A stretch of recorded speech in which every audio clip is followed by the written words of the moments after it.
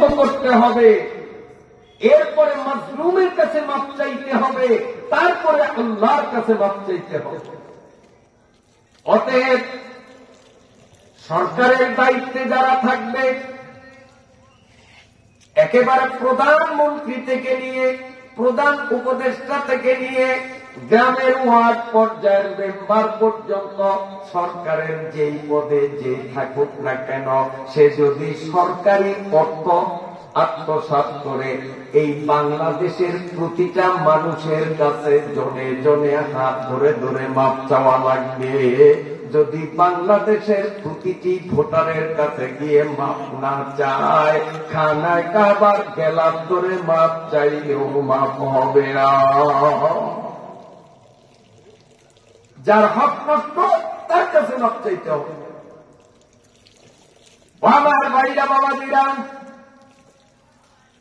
আল্লাহ রাব্বুল আলামিন পরওয়ারদিগার আলম বলেন, আরাইতাল্লাযী ইউকাযযিবু বিদ্দীন। ও নবী, ও মুসলমান, কিয়ামতকে বিশ্বাস করে না বেঈমান কে? আপনি কি তাকে চিনেন, তাকে জানেন? তাহলে আমি আল্লাহ থেকে তার ডেফিনিশন, তার পরিচয়টা জেনে নিন। ফাযালিকাল্লাযী ইয়াদুল ইয়াতীম। কিয়ামতে অবিশ্বাসীদের 1 নম্বর বৈশিষ্ট্য হলো এরা এতিমরে ঠগা। আল্লাহ মনে করে আমার বাবা মারা গেছে, বিরক্ত হননি আপনারা? মনে করেন আমার বাবা যখন মারা যায়, আমি বাবার সাবালেক সন্তান, আমার ছোট ছোট নাবালেক ভাই বোনও আছে। এমন অবস্থা বাবা মরে আপনাদের এলাকায় হয় কিনা জানি না। লোকটা মারা গেছে, তার সাবালেক ছেলে সন্তানও আছে, মেয়ে সন্তানও আছে, আবার নাবালেকও আছে। ভালো করে শোনেন মুসলমান, ভালো করে শোনেন। যেই লোকটা মারা গেল, মৃত্যুর আগ মুহূর্ত পর্যন্ত তার অর্জিত সমস্ত সম্পদের মালিক সেই লোকটা ছিল। যখন তার দেহ থেকে রুহটা বের হয়ে গেল, তার মালিকানা ছুটে গেল, এখন আর সে মালিক না। এখন তার পরিত্যক্ত সম্পত্তির মালিক যদি তার স্ত্রী থাকে সে হবে, তার সন্তান ছেলে বা মেয়ে, বালেক না বালেক তারাও হবে। বাবা মা যদি জীবিত থেকে থাকেন তারাও মালিক হবে, কি হবে না? কারণ ওই লোকের মালিক না, মৃত ব্যক্তি মালিক না, এখন মালিক তার ওয়ারিসরা। টোটাল সম্পত্তির মালিক ওয়ারিসরা সবাই। এর দিলের জমিন, সেখানেও প্রত্যেকের অধিকার।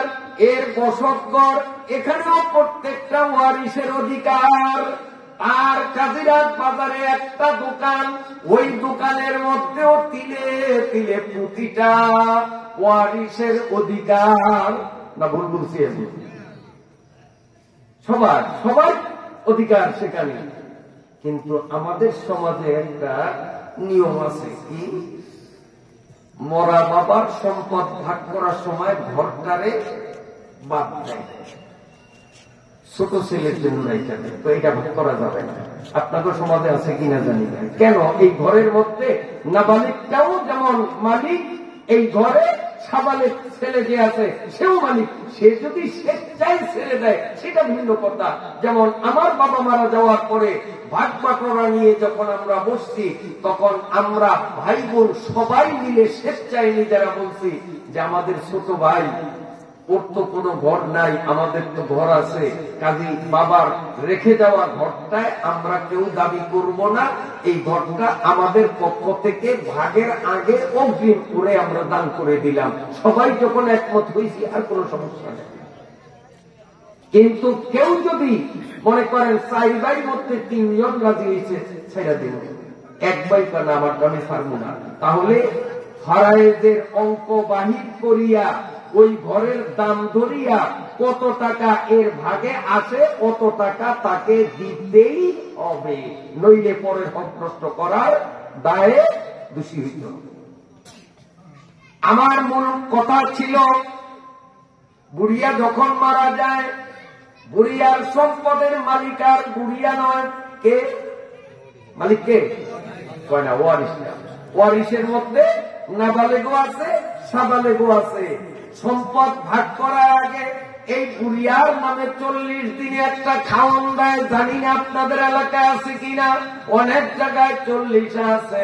বিশাল একটা খাওয়ানোর আয়োজন করে, এবং এই খাওয়ার খরচ যা হয় মৃত ব্যক্তির রেখে যাওয়ার সম্পদ থেকেই বহন করা হয়। ও বন্ধুরা, ভালো করে বুঝতে হবে, এই যে মৃত ব্যক্তির পরিত্যক্ত সম্পদ, এই সম্পদের মধ্যে সাবালিকদেরও মালিকানা, নাবালিকদেরও মালিকানা। কাজে সাবালিক যারা আছে, আপনারা আপনাদের নিজস্ব ব্যক্তিগত তহবিল থেকে খরচ করে বাবার নামে খাবার দেন, কোনো অসুবিধা নাই। কিন্তু আপনার যে নাবালেক ভাই আর বোন আছে, ওদের অংশের থেকে খরচ করা হালাল হবে না।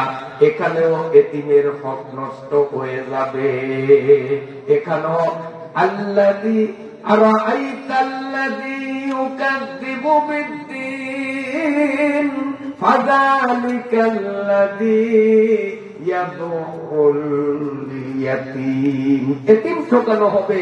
কাজী ওই নাবালেগের অনুমতি আর অনুমতি এটা শরীয়ত গ্রহণ করে না, তার থেকে অনুমতি নিলেও চলবে না। যদি বাবার নামে এমন কোন খাবার দিতেই হয়, তাহলে সাবালিক ওয়ারিস যারা আছেন, আপনারা আপনাদের ব্যক্তিগত তহবিল থেকে দেন। আর ওই মৃত ব্যক্তির রেখে যাওয়া সম্পদ বন্টনের আগে মূলধন থেকে দিতে পারবেন না, কারণ মূলধন থেকে যদি দান খয়রাত করেন, এই দান খয়রাতের মধ্যে নাবালেকের অংশ ঢুকবে, আর নাবালেকের অংশ ঢুকলেই এতিমের হক নষ্ট করা হবে, গুনাহ হবে। ওদের অনুমতি নিলেও শরীয়ত সেই অনুমতিকে অনুমতি হিসাবে গ্রহণ করে না। যেমন বিবাহ করার পর বাসর রাতে প্রথম সাক্ষাতে স্বামী আর স্ত্রী যখন এক বিছানায় একাত্রিত হয়, তখন স্বামী যদি স্ত্রীকে বলে, এই বাচ্চারা, স্বামী স্ত্রীকে বলে, দেখো 5,90,901 টাকা মহারণা ধরছে, এত টাকা তো দেওয়ার তৌফিক আমার নাই, তুমি মহারণাটা মাফ করে দাও। প্রথম রাত্রে স্ত্রীর সাথে প্রথম সাক্ষাতে স্বামী যদি স্ত্রীর কাছে মহারণা মাফ চায়, পৃথিবীর এমন কোন স্ত্রী খুঁজা পাওয়া যাবে না যে স্বামীকে উত্তরে এই কথা না বলবে, ঠিক আছে আমি মাফ করে দিচ্ছি। কি বলে না? কোনো বলবো যে কোনো মাফটাপ নাই, মরনা যখন ধরা হয়েছে আমারটা তিলে তিলে বুঝিয়ে দিতে হবে। প্রথম রাত্রে স্ত্রী কি বলবে? বলবে না। যদিও তার মনে আছে, কিন্তু মুখে প্রকাশ করবে না। সে মুখে বলবে যে আমি মাফ করে দিচ্ছি। শরীয়ত বলে স্ত্রী মাফ কইরা দিছি, বললেও মাফ হবে না। এখানে স্ত্রী যদি মহারণাকে নিদাবি দেয়, শরীয়ত এটা গ্রহণ করে না। ও স্বামী, তুমি যখন বিয়ে করেছো, তোমার ক্যাপাসিটির বাইরে তুমি কেন মহারণার অঙ্ক বসাইলা? অঙ্ক যখন বসাইছো, স্ত্রীর কাছে মাপ চাইতে পারবা না, বরং হিসাব করে তা স্ত্রীকে পূরণ করে দিতে হবে। হ্যাঁ, স্ত্রী নিজের তরফ থেকে যদি মাফ করে সেটা ভিন্ন কথা। স্ত্রীর কাছে মাপ চাইলে আর স্ত্রী মাফ করলো, এটা মাফ হবে না। না বলে ভাই আমার, ওদের যদি বলি বাবার নামে খাওয়ান দেব, গরু কাটবো, তবু আপত্তি আসেনি। ছোট্ট পোলাপাই বলবে বাবার নামে খাওয়াইবেন, আবার আপত্তি কিসের? খরচ করতে থাকেন। শরীয়ত বলেন ওই নাবালেগের অনুমতির কোনো ভ্যালু নাই। নাবালেগের অংশ হিসাব করিয়া আলাদা করিয়া সাবালিক ওয়ারিস যারা তোমাদের অংশ থেকে দাও। যদি এইভাবে না করো, তাহলে আস ইবনে ওয়াইল আর আবু জেহেলের কাতারে যাইয়া নামাজি হইয়াও জাহান্নামী হওয়া লাগবে।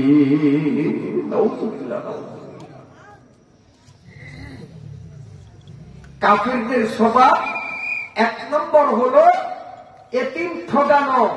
এতিমের সাথে খারাপ ব্যবহার করা। দ্বিতীয়টা হল ওয়ালা ইয়াহুদ্দু আলা তাআমিল মিসকিন। আপনাদের কষ্ট হয় না?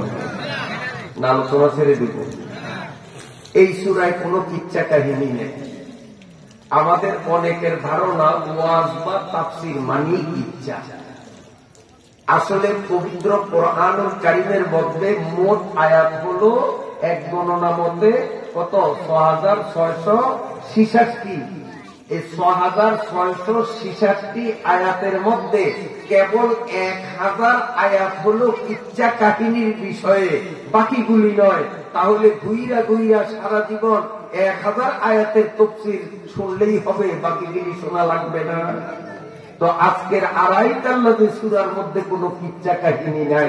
এখানে আছে মানুষ গড়ার পদ্ধতি, জাহান্নাম থেকে মুক্তি লাভ আর নিজেকে জান্নাতি হিসাবে গড়ে তোলার ফর্মুলা, একটা ভারসাম্যপূর্ণ সমাজ গঠনের মৌলিক দিক নির্দেশনা এই সূরার মধ্যে আছে। কিচ্ছা কাহিনী নাই। যদি কিচ্ছা শোনার নিয়তে কেউ এসে থাকেন, তাদের ছুটি তারা চলে যেতে পারে। বলেন আলোচনা শেষ করব না চলবে সামনে? তো কাফেরদের কয়টা গুণের কথা বলছেন এই সূরায়? দুইটা। একটা হলো এতিমদেরকে ঠকানো, দ্বিতীয় নম্বর হলো ওয়ালা ইয়াহুদ্দু আলা তাআমিল মিসকিন। মিসকিনদেরকে, গরিবদেরকে, অসহায়দেরকে নিজেরা তো খাবার দেয় না, অন্য কেউ দেখ এটাও তাদের চোখে সয় না। আসেনি সমাজে এরকম মানুষ নাই? নিজে তো দেই না, আরেকজনে দিলে এটাও তার চোখে সয় না। চোখে 2 টাকা, 2 টাকা সাতসারিয়া জামে মসজিদ মাহফিলে 2 টাকা চান্দা দিল, নিজে দেয়নি 1 টাকাও। আরেকজনে 500 টাকা দিল, তার কজ্জা জ্বলছে। সাবধান ও ভাইরা বাবাজিরা, নিজের সামর্থ্য অনুযায়ী দিতে হবে। নিজের যদি দেওয়ার মতো সামর্থ্য না থাকে, তাহলে নিজের জিহ্বা আর ঠোঁট নাড়িয়া সামর্থ্যবান ব্যক্তিকে বুঝাইতে হবে, বাবা আমি গরিব মানুষ, দেওয়ার ইচ্ছা থাকলেও দিতে পারি না। আল্লাহ তোমারে সম্পদ দিছে, তুমি এতিম মিসকিন গরিবদের কিছু সাহায্য করো। বুঝাইতে হবে, এটা হলো মুমিনের বৈশিষ্ট্য। আল্লাহ তাআলা কোরআন শরীফের 29 নম্বর পারায় বলতেছেন, ছোট্ট একটা ঘটনা। আল্লাহ কোরআন শরীফের 29 নম্বর পারায় বলেন, ঘটনার সারাংশ হলো নবীজির নাতি হাসান আর হোসাইন ভীষণভাবে জ্বরে আক্রান্ত হয়ে পড়েছেন। নানা যখন শুনলেন আমার আদরের নাতিদ্বয় অসুস্থ, নানা তার নাতিদেরকে দেখতে আসলেন, কোলের মধ্যে নিলেন, তাদেরকে ঝাড়ফুঁক করলেন, দোয়া দিলেন, আর যাওয়ার সময় বলে গেলেন, মা ফাতেমা রে, ও জামাই বাবা আলী, আমি বিদায়কালে তোমাদের বলে যাই, তোমাদের তৌফিক অনুযায়ী কিছু মান্যত করো, হয়তো আল্লাহ তোমাদের মান্যতের উসিলায় তোমাদের সন্তানদের সুস্থ করে দিবে। কিছু মান্যত করো। নবীজি এই কথা বলে চলে গেছে। যাওয়ার পরে আলী ফাতেমার মুখের দিকে, ফাতেমা আলীর মুখের দিকে ছায়া দিয়েছে। কিছু কর না, তুমি কর না, আমি কি তুমি আপনি কর না। মানে মান্যত করতে নবী বলছে, কি মান্যত করব? আমাদের ঘরে চাল নাই, ডাইল নাই, নুন নাই, তেল নাই, টাকা নাই, পয়সা নাই, নাই কিচ্ছু নাই। মান্যত করবো কি? মান্যতটা করবো কি? নিজেরই তো চুলে আগুন জ্বলে না। কি মান্যত করা যায়? চিন্তার মধ্যে পড়ে গেলেন ফাতেমা, চিন্তায় পড়ে গেলেন আলী। হঠাৎ ফাতেমা বলেন, হে প্রাণাতিক স্বামী, আমার মাথায় একটা বুদ্ধি আসছে, বলবো কাহা বলবো। নবী তো বলে গেছেন আমাদের তৌফিক অনুযায়ী কিছু মান্যত করা, টাকা পয়সা মান্যত করব, সেই তৌফিক তো আমাদের নাই। 5 কেজি চাউল আল্লাহর ওয়াস্তে দিব, এমন মান্যত করব, সেই তৌফিক তো আমাদের নাই। কিন্তু এইটা তো আমাদের তৌফিকে আছে, 3টা রোজা মান্যত করতে পারি। ও আল্লাহ, আমাদের সন্তান হাসান হোসাইনকে তুমি সুস্থ বানাইয়া দাও। 3টা রোজা মান্যত করলাম। রোজা রাখলে পয়সা খরচ হয় না বাঁচে? আরো বাঁচে, কারণ চা খাওয়া লাগে না, বিড়ি তো খাওয়া লাগেই না, না লাগে? হ্যাঁ, লাগে না, তো পয়সা আরো বাঁচে। আলী কয়, ধন্যবাদ ধন্যবাদ, তোমাকে ভালো বুদ্ধি দিচ্ছ। পয়সাও খরচ হবে না, মানবন্ধ হবে, ঠিক আছে। 3টা রোজা মান্যত করি। স্বামী স্ত্রী দুইজনে 3টা রোজার মান্যত করছে। ভোর রাত্রে সেহরি খাবে, ঘরে কিচ্ছু নাই, কিচ্ছু নাই। মান্যত রোজা, সেহরি খাবে, কিচ্ছু নাই। স্বামী স্ত্রীর মাঝে লাগলো বিশাল ঝগড়া। এ পর্দার আড়ালের মায়েরা ভালো করে আপনারা শোনেন, স্বামী স্ত্রীর মাঝে ঝগড়া। কি নিয়ে ঝগড়া? ফাতেমা স্বামীরে বলে, আলী, আপনি পুরুষ মানুষ, দিনের বেলায় উপার্জন করতে যাবেন, কামাই করতে যাবেন, কিচ্ছু না খেয়ে যদি রোজা রাখেন দুর্বল হয়ে পড়বেন, উপার্জন করতে পারবেন না। আজকে আপনি রোজার নিয়ম করিয়েন না। আমি মেয়ে মানুষ, যেহেতু ঘরের মধ্যে থাকবো, 1 গ্লাস পানি সেহরি হিসাবে খেয়ে আমি রোজার নিয়ত করে নেব। হযরত আলী বলেন, ফাতেমারে, তুমি মেয়ে মানুষ, নারী মানুষ, সৃষ্টিগতভাবে দুর্বল, জন্মগতভাবে তোমরা দুর্বল। আমরা পুরুষরা জন্মসূত্রেই সবল। কিচ্ছু না খেয়ে শুধু 1 গ্লাস পানি খেয়ে রোজা রাখলে তুমি সাংঘাতিক দুর্বল হয়ে যাবে, তোমারে রোজা রাখতে দেওয়া যাবে না। আজকে তুমি রোজা রাখো না, আমি 1 গ্লাস পানি খেয়ে রোজার নিয়ত করে ফেলি, আমি রোজা রাখবো, তোমারে রোজা রাখতে দেব না। ফাতেমা বলেন, না, আমি রোজা রাখবো, আপনারে রোজা রাখতে দেব না। এই হলো তাদের ঝগড়া। আর আমাদের ঝগড়া, গোলামের পুত গোলামের কইছি ইলিশ মাছ আনতো, আনছে দুগাছে উড়া মাছের ছাতা। আমগো ঝগড়া শেষ পর্যন্ত কেউ কারণে ছাড় দেয় না, দুইজনে 2 গ্লাস পানি খেয়ে রোজার নিয়ম করছে। কিন্তু ডাইরেক্ট কোরআনের কথা, কালামের কথা না। 39 পারা। হযরত আলী রাদিয়াল্লাহু তাআলা আনহু 1 গ্লাস পানি সেহরি খাইয়া রোজা রাখলেন। সারাদিন ঘুরঘুর করে সম্পূর্ণ বাজার প্রদক্ষিণ করলেন, কাজের সন্ধান কোথাও মিলল না। আসরের নামাজের ওয়াক্ত হলো, আসর পড়লেন, মুখটা বেজার, খালি হাতে বাড়ি ফিরবেন। এমত অবস্থায় একজন ইহুদি ডাক দেয়, ও আলী, আমার একটু সামান্য কাজ যদি করে দিতে পারো, 1 পাওয়া আটা দেব। 250 গ্রাম আটা। হযরত আলী রাদিয়াল্লাহু তাআলা আনহু রাজি হয়ে গেলেন। আসরের নামাজের পরে ইহুদির সামান্য কাজটুকুন করে দিলেন। ইহুদিও ওয়াদা মতো 1 পাওয়া আটার গুঁড়ি হযরতে আলীর হাতে দিয়ে দিলেন। আলী ছোট্ট পোটলাটা নিয়ে বাড়িতে আসলেন, ফাতেমার হাতে দিলেন। 1 পাওয়া আটারে গুলে হযরতে ফাতেমা 4টা রুটি বানাইলেন। 1টা রুটি হাসানকে আর 1টা হোসাইনকে খাইতে দিলেন। আর রুটি রইল 2টা। মানুষ কয়জন? মানুষ 2জন, স্বামী স্ত্রী। ইফতারের টাইম প্রায় ঘনীভূত।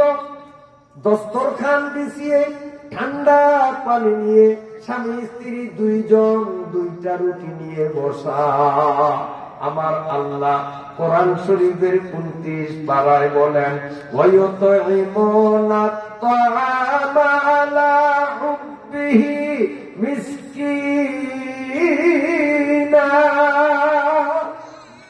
একজন মেহমান আসছে, মেহমানটা কি? মিসকিন। বুঝেন না মিসকিন কারে কয়? কোটিপতি রে, তাই না? গরিব।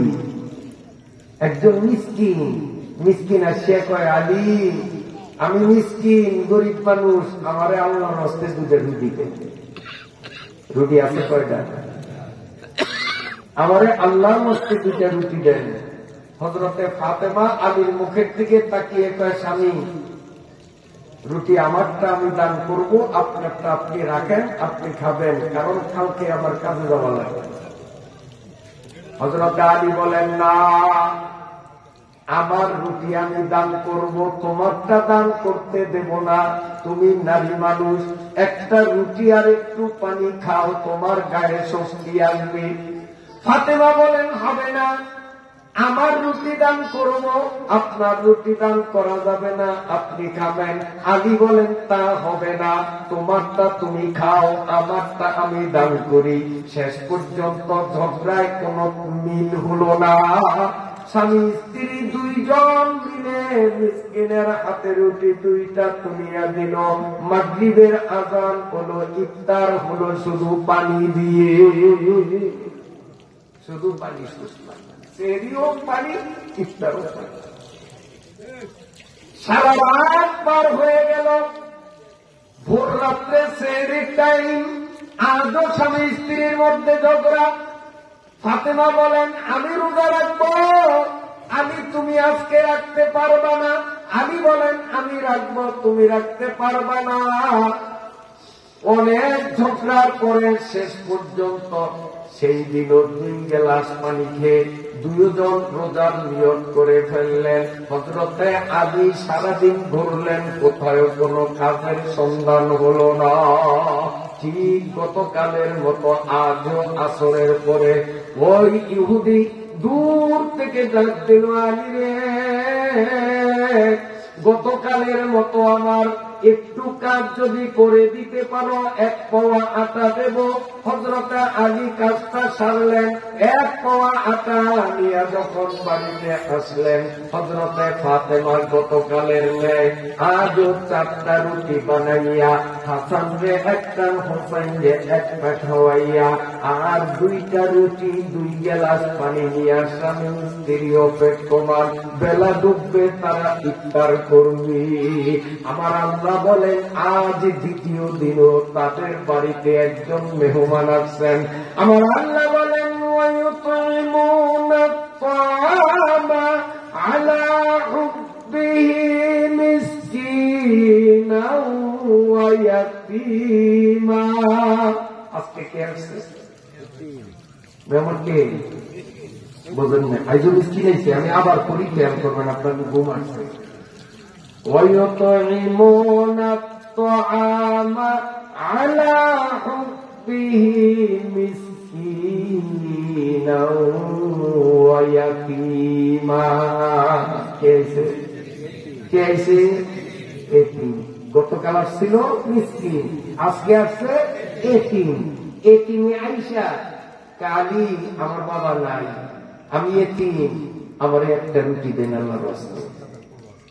হযরতে ফাতেমা বললেন আমার রুটি আমি দান করে দেব। আলী কয় আপনারটা আপনি খাবেন। আলী কয় তা হবে না, আমারটা দান করব, তোমারটা তুমি খাও। শেষ পর্যন্ত স্বামী স্ত্রী দুইজন 2 পিস রুটি এতিম বাচ্চার হাতে তুলে দিল, চলে গেল। মাগরিবের আযান হলো, 2 গ্লাস পানি দিয়ে তাদের ইফতার হলো।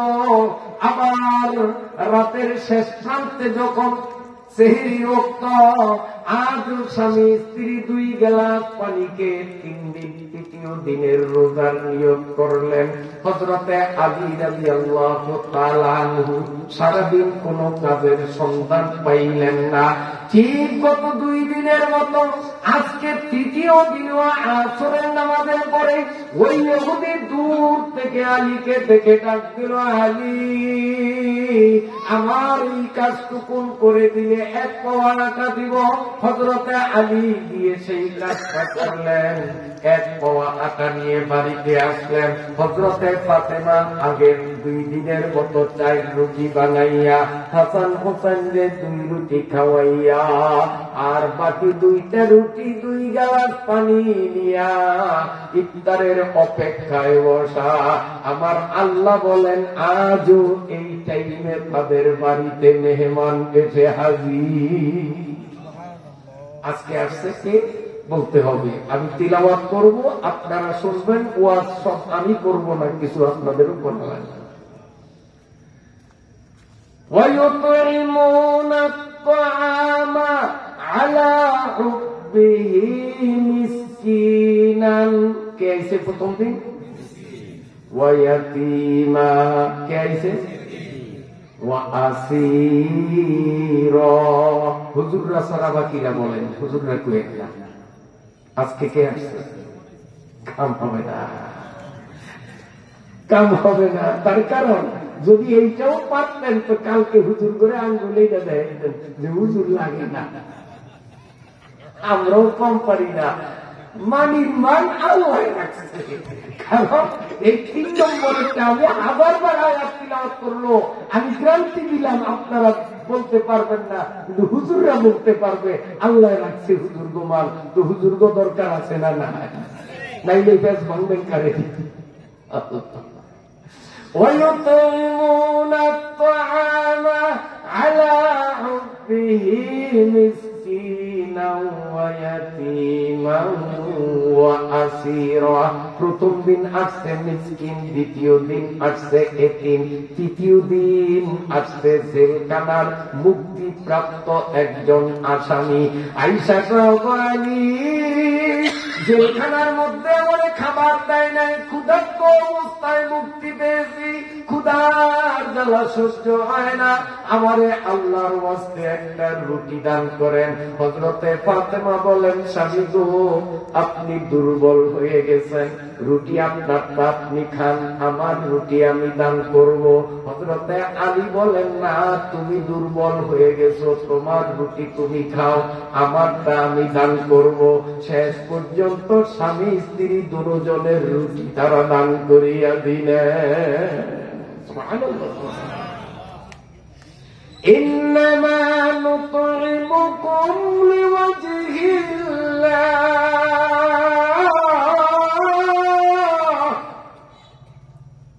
আমার আল্লাহ জানাইয়া দেন ইমানদাররা যখন গরিব মিসকিন এতিমের দান করে, দান করিয়া তারা খোটা দেয় না, দান করিয়া তারা কাজিরাত বাজারে চায়ের দোকানে জোর গলায় বলে না আমি এই করছি সেই করছি, বরং ইমানদাররা এত দুঃখ কষ্টে থাকা অবস্থায়ও এতিম মিসকিন অসহায়কে সাহায্য করিয়া তারা বলে ইন্নামা নুতইমুকুম লিওয়াজহিল্লাহ, আমরা যা এতিমরে দান করলাম, মিসকিনরে দান করলাম, অসহায়রে দান করলাম, একমাত্র আল্লাহর জন্য করলাম। কার জন্য? কার জন্য? কার জন্য? আল্লাহর জন্য করলেন। এই আল্লাহর জন্য করার কারণে জান্নাতের মধ্যে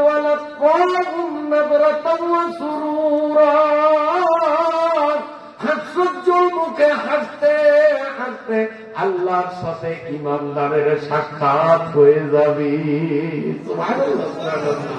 আমার নবী বলেন সাতারাউনা রাব্বাকুম কামা তারাউনাল কামারা ফি লাইলাতি বদরিহি ইলা আখিরিল হাদিস।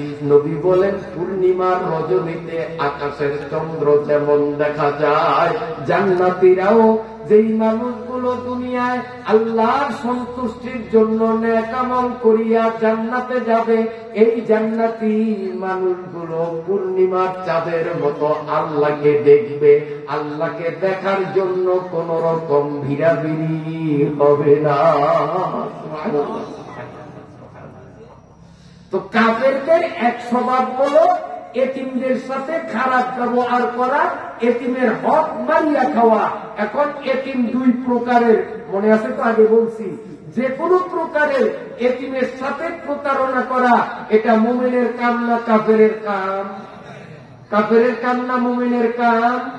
সমাজের মধ্যে যারা একটু প্রভাবশালী, সালিশ ব্যবস্থা করে, গ্রামের মানুষ মাতাব্বর হিসাবে মানে আছেন আপনাদের এলাকায়, আপদে বিপদে তাদের শরণাপন্ন হয়, এইরকম চালাক মানুষগুলো যদি কাগজপত্রে ভেজাল লাগাইয়া গরিবদের জায়গা নিজের নামে পর্চা কাটিয়া আনে, আপনার উদ্দেশ্যে মনে হয় এমন অসৎ নাই? আল্লাহ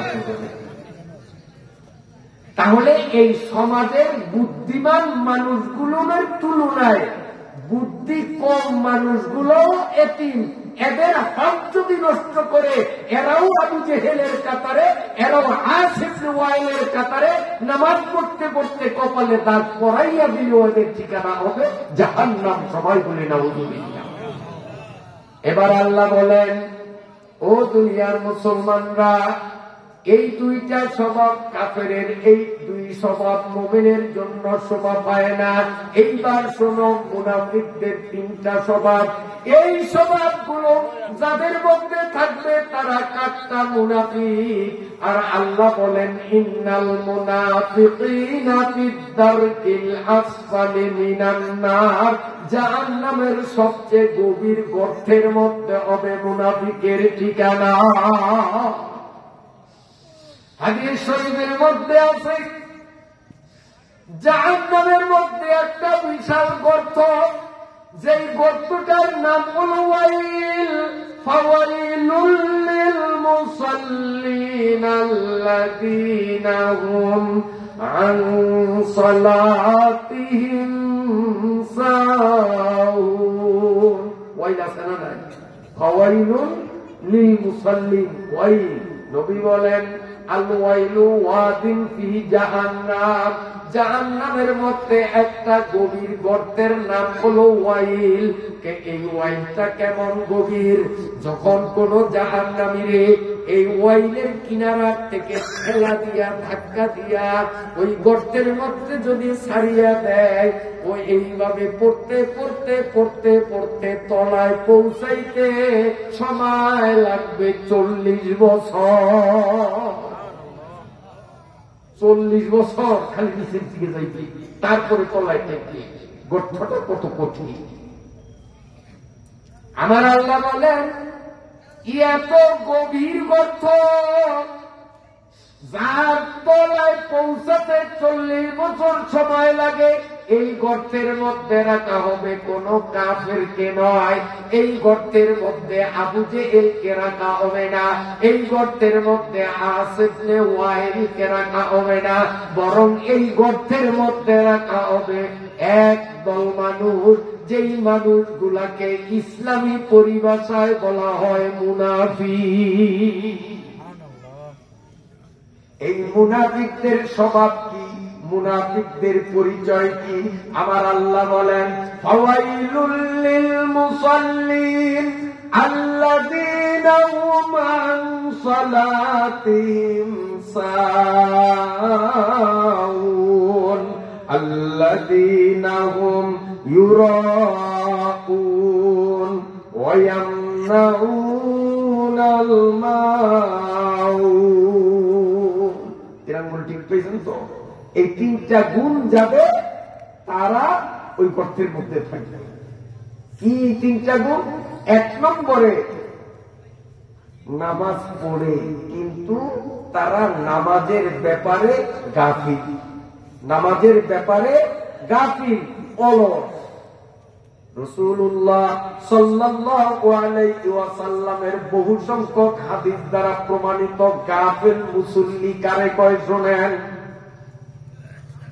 অলস মুসল্লি, গাফিল মুসল্লির 1 নম্বর অর্থ হল যেই মানুষগুলো নিয়মিত নামাজ পড়ে না, শুধু সপ্তাহে 1 দিন, বছরে 2 দিন, ঠিক পান নাই মনে হয়, বছরে 2 দিন আর সপ্তাহে 1 দিন নামাজ পড়ে, আর নামাজ পড়ে, এই মানুষগুলো মুনাফিক। শুধু শুক্রবারে জুমা পড়ে, রোজার ঈদে, কোরবানির ঈদে, ঈদের নামাজ পড়ে বাকি 5 ওয়াক্ত নামাজ পড়ে না, এই মানুষগুলোর নাম হলো অলস মুসল্লি, এই মানুষগুলোই হলো মুনাফিক, এই মানুষগুলোর জন্য হলো এক নম্বর ব্যাখ্যা। অলস মুসল্লির 1 নম্বর ব্যাখ্যা। আবার বলি, যারা সপ্তাহে 1 দিন আর বছরে 2 দিন নামাজ পড়ে আর নামাজ পড়ে না, এরা অলস মুসল্লি, এরা মুনাফিক, এদের ঠিকানা হলো ওয়াইল নামক দোজখ, যেই ওয়াইলের গভীরতায় পৌঁছাইতে সময় লাগে 40 বছর।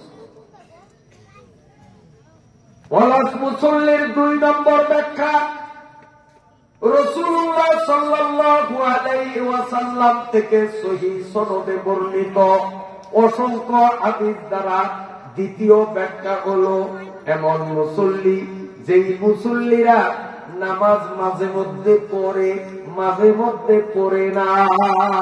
মন ভালো আছে নামাজ পড়ে, মন ভালো নাই নামাজ পড়ে না। কামের চাপ বেশি, নামাজ পড়ে না। কাম কাজ নাই, অবসর আছে, নামাজ পড়ে।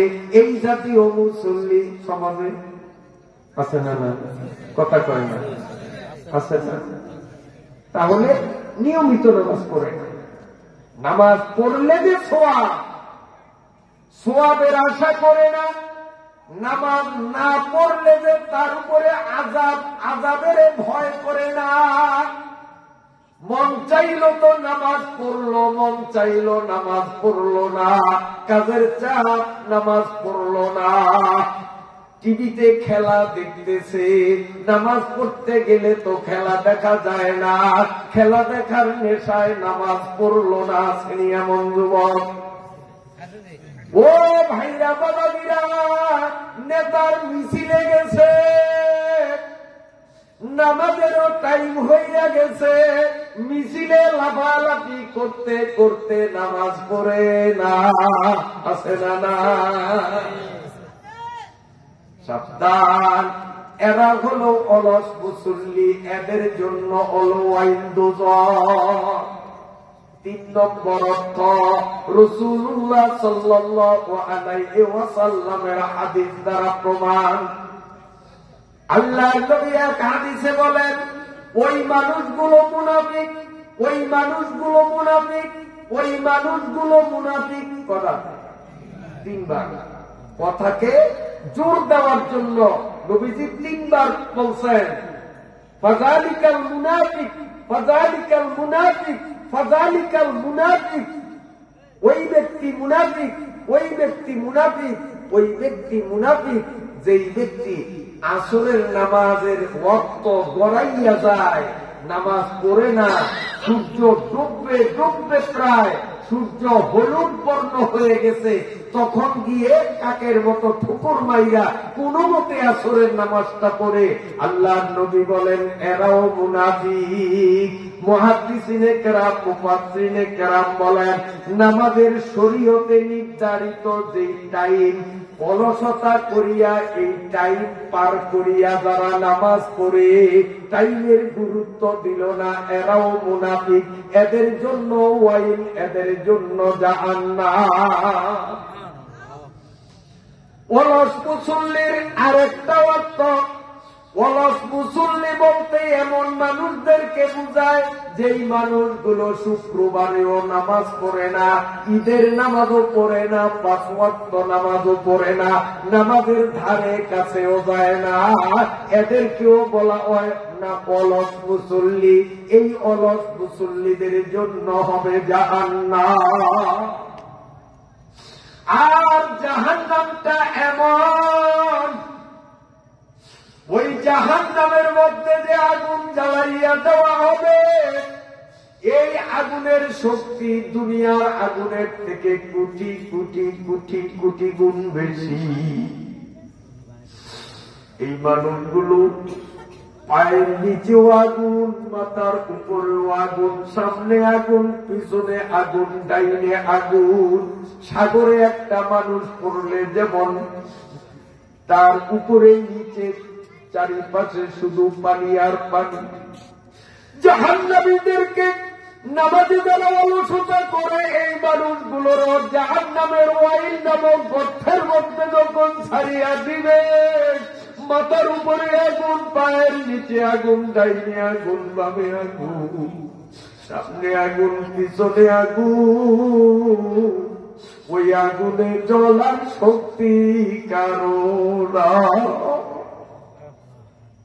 দুনিয়ার আগুনে যদি মানুষ পড়ে মরিয়া যায়, কিন্তু মানুষগুলোর জাহান্নামে ফালানোর আগে হাসরের ময়দানে মৃত্যু নামক জিনিসটারে আল্লাহ জবাই করিয়া জাহান্নামের দল, জাহান্নামে যত কঠিন থেকে কঠিন সাজা তোমাদেরকে দেওয়া হবে, মরণ কিন্তু হবে না।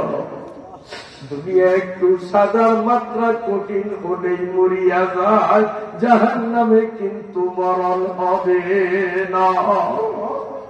হাদিসের মধ্যে আছে, যেই মানুষগুলো ফজরের নামাজ পড়লো না, অলসতা করিয়া ফজরের নামাজ পড়লো না, এই মানুষগুলো যখন কবরে যাবে,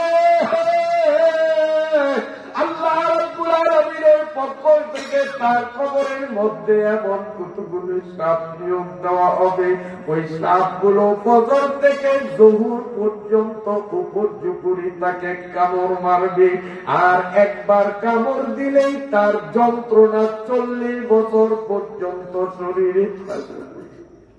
অন্য হাদিসে নবীজি বলেন, এই কবরের সাপগুলো এত বড় বিষাক্ত, এর যে কোনো একটা সাপ শুধুমাত্র তার নাক দিয়া 1 সেকেন্ড সময়ের জন্য এই দুনিয়ার দিকে যদি একটু নিঃশ্বাস ছাড়িয়া দেয়, 1 সেকেন্ডের নিঃশ্বাসের বিশ্বাসে বিষে গোটা দুনিয়ার মানুষ, গরু, ছাগল, জীবজন্তু, গাছ গাছালিগুলি মরিয়া যাবে। এমন বিষাক্ত সাপ জহু ফজর থেকে জহুর পর্যন্ত খালি কাপড়ের পরে কাপড়, জহুরের নামাজ পড়ল না, এই জন্য জহুর থেকে আসর পর্যন্ত কামড়াবে। আসরের নামাজ পড়লো না, তাই আসর থেকে মাগরিব পর্যন্ত মাগরিব পড়লো না, তাই মাগরিব থেকে এশা পর্যন্ত এশার নামাজ পড়লো না, তাই আবার এশা থেকে ফজর পর্যন্ত একদিকে আগুনের সাগরের মধ্যে ডুবা, অপর দিকে বিষাক্ত সাপগুলো 24 ঘন্টা এমন ভাবে কামড়াবে, খালি জ্বালা আর যন্ত্রণায় চিৎকার দিতে থাকবে, মরণ কিন্তু হবে না, মরণ হবে না, মৃত্যু না, শুধু শাস্তি আছে। অন্যদিকে বলেন, আল্লাহর পয়গম্বর বলেন, রাসূলুল্লাহ সাল্লাল্লাহু আলাইহি ওয়াসাল্লাম বলেন, যেই ব্যক্তি ঈশার নামাজ জামাতের সাথে আদায় করেছে, কুসিনাজকে আমরা, আল্লাহর নবী বলেন, যেই মানুষগুলো ঈশার নামাজ জামাতের সাথে আদায় করলো, মসজিদের জামাতের সাথে নামাজ, ঈশার নামাজ আদায় করে বাড়িতে গিয়ে ঘুমিয়ে পড়লো, নবী আলাইহিস সালাম বলেন, ফাকাআন্নামা কামা নিসফাল লাইল, যদিও সে না টাইনা ঘুমায়, ঈশার নামাজ জামাতের সাথে পড়ার কারণে রাত 12টা পর্যন্ত নফল নামাজ পড়ার সওয়াব তাকে দেওয়া হবে। আবার ফজরের টাইমে ঘুম থেকে উঠলো, আবার নবী বলেন, ফজরের নামাজটা মসজিদে আসিয়া জামাতের সাথে আদায় করলো, আল্লাহ রাব্বুল আলামিন ওই লোকটার আমল নামায় সারা রাত জাগিয়া ইবাদত করার সমপরিমাণ সওয়াব দিয়া দিবেন। আল্লাহর পয়গম্বর সাল্লাল্লাহু আলাইহি ওয়াসাল্লাম বলেন, যেই ব্যক্তি ফজরের নামাজ মসজিদে আসিয়া জামাতের সাথে আদায় করল, ফাহুয়া ফি জিম্মাতিল্লাহ, সেই ব্যক্তি আল্লাহর জিম্মায় চলিয়া যায়। সুবহানাল্লাহ, সুবহানাল্লাহ। ফজরের নামাজ যে জামাতের সাথে পড়বে, আল্লাহর নবী বলেন, সেই লোকটা আল্লাহর জিম্মায় চলিয়া যায়। সুবহানাল্লাহ। আমি কথা বলে শেষ করছি, রাত বেশি হয়ে যাচ্ছে। বন্ধুরা আমার, হাজ্জাজ ইবনে ইউসুফ একসময় ইরাকের রাষ্ট্রপ্রধান ছিল। ইরাকের যেমন শেখ হাসিনা একসময় বাংলাদেশের রাষ্ট্রপ্রধান ছিলেন, ঠিক হাজ্জাজ ইবনে ইউসুফ নামে এক জালিম সরকার ইরাকের রাষ্ট্রের প্রধান ছিল। বড় জালিম অন্যায় ভাবে হাজার হাজার মানুষকে ফাঁসি দিয়েছে এবং অগণিত অসংখ্য আলেমদের উপরে নির্বিচারে অবিচার, অত্যাচার, জুলুম আর হত্যা হাজ্জাজ ইবনে ইউসুফ নামক জালিম সরকার করছে।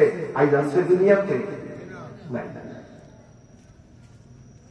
এই হাজ্জাজ ইবনে ইউসুফ অন্যায়ভাবে একটা মানুষকে গ্রেফতার করার জন্য পুলিশ পাঠিয়ে দিচ্ছে অমুকুরে ধইরা। আসলে সে কোনো অপরাধী না। আমাদের দেশে তো নিরপরাধী মানুষ গ্রেফতার হয় না কোনো সময়। হ্যাঁ, বাংলাদেশে নিরপরাধী মানুষ হাজার হাজার না, অসংখ্য। আলেম উলামা কি অপরাধ করেছে? এরা কি চুরি করেছে? এরা কি জিনা করেছে? এরা কি পিস্তল ঠেকাইয়া পথের মধ্যে বাধা দিছে কাউরে? হয়তো মসজিদে ইমামতি, নইলে ওয়াজের স্টেজে বক্তৃতা। এই তো আলেমদের কাজ, এর বাইরে আলেমরা করে কিছু। কিন্তু আলেমদের নামেও মিথ্যা অভিযোগে মিথ্যা এভাবে মামলা দিয়ে আলেমদেরকেও কত কষ্ট দিছে। এক আলেম দুই চোখের পানি ছাড়িয়া কান্দে আর আমার মনে হুজুর অন্যের কথা কি বলবো, আমার নিজের বিষয়টা একটু শুনেন। আমার হাত দুইটারে একসাথ করিয়া রশি দিয়া বাঁধলো, এরপরে আবার ঝুলাইয়া রাখলো। সারাটা দিন দুই হাতের উপরে আমার গোটা শরীরের শুধু খাবার টাইমে ছাড়তো, খাওয়া শেষ আবার ঝুলাইয়া রাখতো। পায়খানা করব বলতাম ছাড়তো, পায়খানার থেকে বাইরে হইতাম আবার ঝুলাইয়া রাখতো। কমজোর আবার হাত আর পায়ের লোকগুলোর দিকে তাকাইয়া দেখেন, অরিজিনাল লোক একটাও নাই। প্লাস দিয়া দিয়া আমার লোকগুলো টানিয়া টানিয়া শরীর থেকে উঠে গেছে। মনে করে যেন অপরাধ কি আলেমরা শুধু দিনের কথা বলে মানুষকে জাহান্নাম থেকে বাঁচাইয়া জান্নাতে যাওয়ার পথ বাতলায়, ঠিক না রাজি? হাজ্জাজ ইবনে ইউসুফ আলেম বিদ্বেষী ছিল, আলেমদের উপর অত্যাচার করত। একটা বিদেশি মানুষকে গ্রেফতার করার জন্য পুলিশ পাঠাইয়া দিল। আসলে লোকটা কোনো অপরাধ করে নাই, মিথ্যা একটা মামলা তার নামে করা হলো। পুলিশ তার গ্রেফতার করতে গেল, 3 রাস্তার মাথায় পাইয়াই হ্যান্ডকাপ পড়াবো, তুমি রেস্ট ঝামেলা করিল না। আমি ফজরের নামাজ জামাতের সাথে আদায় করিয়া জিকির আজকার করিয়া আমি ইশরাকের নামাজ পড়িয়া এই মাত্র বাহির হইলাম। আর আমাদের নবী বলেছেন, ফজরের নামাজ জামাতের সাথে যে আদায় করেছে আল্লাহর জিম্মায়, আমি কিন্তু এখন আল্লাহর জিম্মায় আছি। আমারে গ্রেফতার করতে হলে একটু আল্লাহরে স্মরণ করো। আমি আল্লাহর জিম্মায়, নইলে নবীর হাদিস মিথ্যা হয়ে যায়, কারণ আমি ফজরের নামাজ জামাতের সাথে করেছি। নবীদের হাদিসটা যখন পুলিশে শুনাইয়া দিল, সব পুলিশ কিন্তু খারাপ না, ঠিক না? কিছু কিছু পুলিশ আছে যেই কয় টাকা তার বেতন, তা দিয়ে সংসার ঠিক মতো চালানোই মুশকিল। কিন্তু দেখা যায় পুলিশের সামান্য একটু চাকরির পোস্ট পাইয়া বাংলাদেশে সম্পদের পাহাড় করছে। নতুন করে আমাকে বলতে হবে না, আপনারা সবাই জানেন। হারুন সোনা ও বেতনই ছিল কত, এত সম্পদ ও কই পেল? এই একটা কথা কয়ে দিলাম, এরকম বহু আছে। সব পুলিশ খারাপ না। রসুলের হাদিসটা যখন শুনাইয়া দিল, গ্রেফতার না করিয়া চলে আসছে। হাজ্জাজ ইবনে ইউসুফ বলেন, তুমি আসামি কি কুইজা পাও নাই? স্যার আসামি পাইছি, কিন্তু কেমনে ধরি? কারণ নবীজি সহিহ হাদিসে বলেছেন, ফজরের নামাজ জামাতের সাথে যে আদায় করবে সে আল্লাহর জিম্মায়। এই লোকটা নাকি ফজরের নামাজ জামাতের সাথে পড়ছে, সে তো আল্লাহর জিম্মায়। আমি যদি মিথ্যা মামলায় তাকে গ্রেফতার দেখাই, হাসরের ময়দানে আল্লাহর হাতে আমার গ্রেফতারি নিশ্চিত। আমি হাসরের কথায় বিশ্বাসী, অতএব কারণে আমি আপনারে না ডরাইয়া, আমি আল্লাহরে ডরাইয়া গ্রেফতার করি না। আমি আসামি গ্রেফতার না করলে আপনি আমার গ্রেফতার করবেন, আর আপনার ডরে যদি আমি আসামিরে গ্রেফতার করি, হাসরের মাঠে আমার আল্লাহ আমার গ্রেফতার করবেন। আমি আপনার হাতে গ্রেফতার হইতে রাজি, হাসরের মাঠে আল্লাহর হাতে গ্রেফতার হইতে চাই না। সুবহানাল্লাহ, সুবহানাল্লাহ, সুবহানাল্লাহ। আলহামদুলিল্লাহ। এই জন্য এশার নামাজ যখন আমরা জামাতে পড়লাম, ফজরের নামাজও ইনশাআল্লাহ আমরা পড়বো, এমন একটা নিয়োগ করতে পারি। যুবকরা কি বলো বাবা?